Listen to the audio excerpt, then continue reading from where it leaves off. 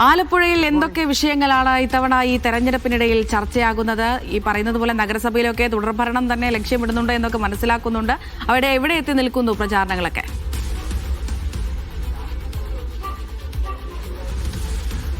അമൃത, ഈ വർഷം ഇപ്പോൾ ഒരു തുടർഭരണം ലക്ഷ്യമിട്ടുകൊണ്ടാണ് LDF ഈ വർഷം ആലപ്പുഴ നഗരസഭയിൽ മുന്നേറുന്നത്. അതുപോലെ തന്നെ വിമതശല്യം പൂർണ്ണമായും ഒഴിവാക്കിക്കൊണ്ട് UDF ഒരു വൻ ഭൂരിപക്ഷത്തിൽ നഗരസഭ പിടിച്ചെടുക്കാൻ സാധിക്കുമെന്ന വിശ്വാസത്തിലുമുണ്ട്. അതിനുവേണ്ടി ഇന്നും നാളെയുമായി സംസ്ഥാന നേതൃത്വത്തിലുള്ള നേതാക്കൾ പലരും ഇവിടെ വരുന്നു. ഇന്ന് KPCC പ്രസിഡന്റ് സണ്ണി ജോസഫ് നടത്തുന്ന പര്യടനം, നാളെ പ്രതിപക്ഷ നേതാവ് VD സതീശൻ നടത്തുന്ന പര്യടനം മുതലായ അങ്ങനെ പല തദ്ദേശ തലത്തിലുള്ള പര്യടനങ്ങൾ നാളെ സംസ്ഥാന നേതൃത്വങ്ങൾ ഇടപെട്ടുകൊണ്ട് ഇവിടെ നടത്തുന്നുണ്ട്.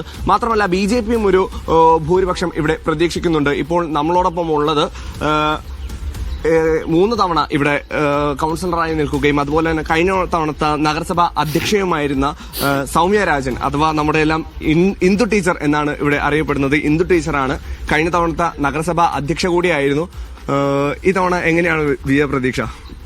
ശുഭപ്രതീക്ഷ തന്നെയാണ്. കാരണം കഴിഞ്ഞ 10 വർഷക്കാലമായി നമ്മൾ ചെയ്ത വികസന പ്രവർത്തനങ്ങൾ, ആ വികസന പ്രവർത്തനങ്ങൾ ഉള്ളതുകൊണ്ട് തന്നെ ജനങ്ങളുടെ മുമ്പിൽ നമുക്ക് ധൈര്യമായിട്ട് തന്നെ ചെന്ന് വോട്ട് ചോദിക്കാനുള്ള ഒരു അവകാശമുണ്ട്. അതുകൊണ്ട് തന്നെ ജനങ്ങൾ നമ്മളെ ചേർത്ത് പിടിക്കുന്നുണ്ട്, നമ്മളിൽ പ്രതീക്ഷ അർപ്പിക്കുന്നുണ്ട്. ഇനിയും ഒട്ടനവധി കാര്യങ്ങൾ. ഇത് പുതിയ വാർഡാണ്. ഞാൻ കഴിഞ്ഞ 10 വർഷക്കാലമായിട്ട് ഇരവുകാട് വാർഡിനെ പ്രതിനിധീകരിച്ചാണ് മത്സരിച്ചുകൊണ്ടിരുന്നത്. ജനറൽ സീറ്റിലും വനിതാ സംവരണ സീറ്റിലും ഒക്കെ ജയിച്ചതാണ്. അതുകൊണ്ട് തന്നെ ആ വാർഡിൽ ചെയ്ത വികസന പ്രവർത്തനങ്ങളും ഒപ്പം നഗരസഭാ അധ്യക്ഷ എന്നുള്ള നിലയിൽ ചെയ്ത വികസന പ്രവർത്തനങ്ങളും ഒക്കെ ഈ ഒരു പുതിയ വാർഡിൽ എനിക്ക് ഗുണം ചെയ്യുന്നുണ്ട്. തീർച്ചയായിട്ടും ജനങ്ങൾ ഒരുപാട് പ്രതീക്ഷിക്കുന്നു. നമ്മൾ കാര്യങ്ങൾ ചെയ്യുന്ന ആളാണ് എന്നൊരു പ്രതീക്ഷ ഉള്ളത് കൊണ്ട് തന്നെ അമ്മമാരൊക്കെ എന്നെ ചേർത്ത് പിടിച്ചിട്ടുണ്ട്.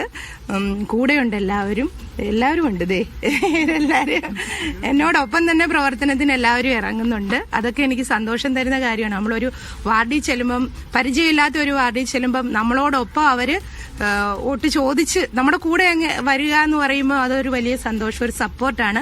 ഈ ഒരു സപ്പോർട്ട് തന്നെ നമുക്ക് ഒരു വലിയ ശുഭപ്രതീക്ഷ തരുന്നതാണ്. കഴിഞ്ഞ തവണത്തേലും മികച്ചൊരു ഭൂരിപക്ഷം ഇതവണ ഉണ്ടാവുന്ന പ്രതീക്ഷയാണ്. തീർച്ചയായിട്ടും അതൊക്കെ ഇവരൊക്കെയാണ് പറയേണ്ടത്.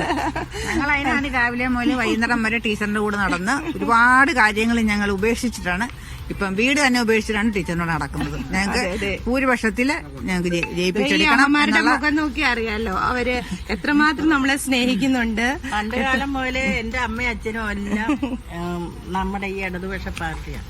അത് തന്നെ കണ്ടാണ് ഞങ്ങളും വളർന്നതും ചെയ്തതും. ഇവിടെ വന്നിട്ടാണെങ്കിലും ഇവിടുത്തെ ചേട്ടന്മാരും അമ്മമാരും എല്ലാം ഇത് തന്നെയാണ്. ഞങ്ങൾ പിന്നെ വേറെ ആർക്കും ചെയ്യാൻ തീരുമാനിച്ചിട്ടുമില്ല.